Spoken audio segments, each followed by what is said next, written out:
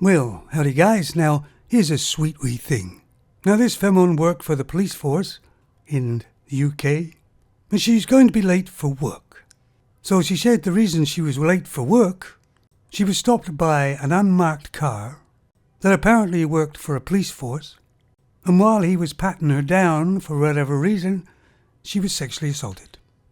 But people asked a few questions, of course, and she said she thinks his name was Watson. There was a lot of hours and quite a few people in the police force that investigated. They did find a guy who was named Watson in the police force, so they arrested him and put him on leave. They arrested him in front of his wife and 2 children, by the way. The investigation continued, and it was found that this sexual assault never happened. She was never stopped. It was just an excuse to be late for work. Just think about it, guys. This femon made accusations. There was no proof, and yet the man was arrested and put on leave.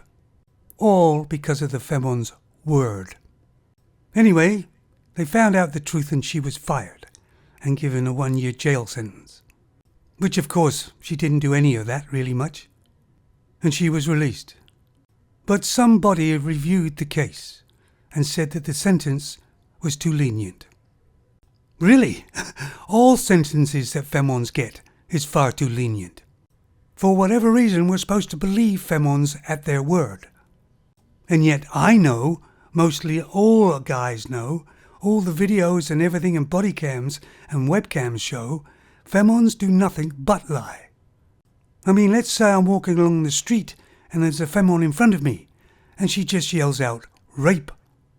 I will be arrested and will have to prove my innocence somehow, if possible. All because a femon made false allegations. Anyway, this femon has been ordered to report back to the police station where she will be put back in jail.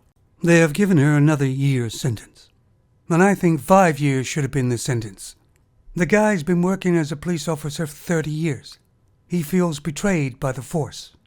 It's pretty obvious these false allegations, the laws need to change. Femons don't really have many morals, do they? They will lie and deceive, and get males into trouble just for the fun of it. We've seen this far too many times. Because of what she said, she's lost her job.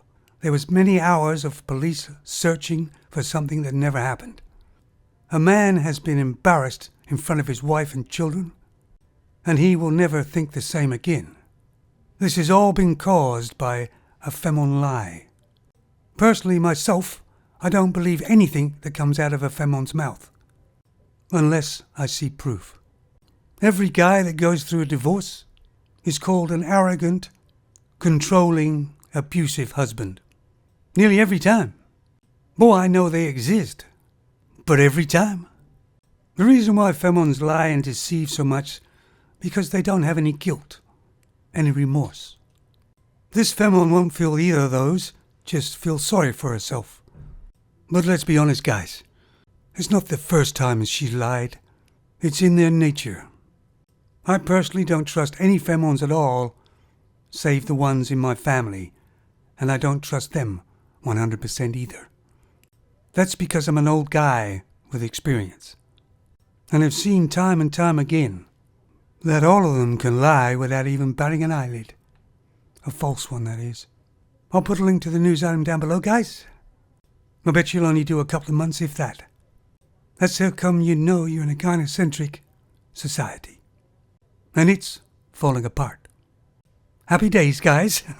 Take it easy.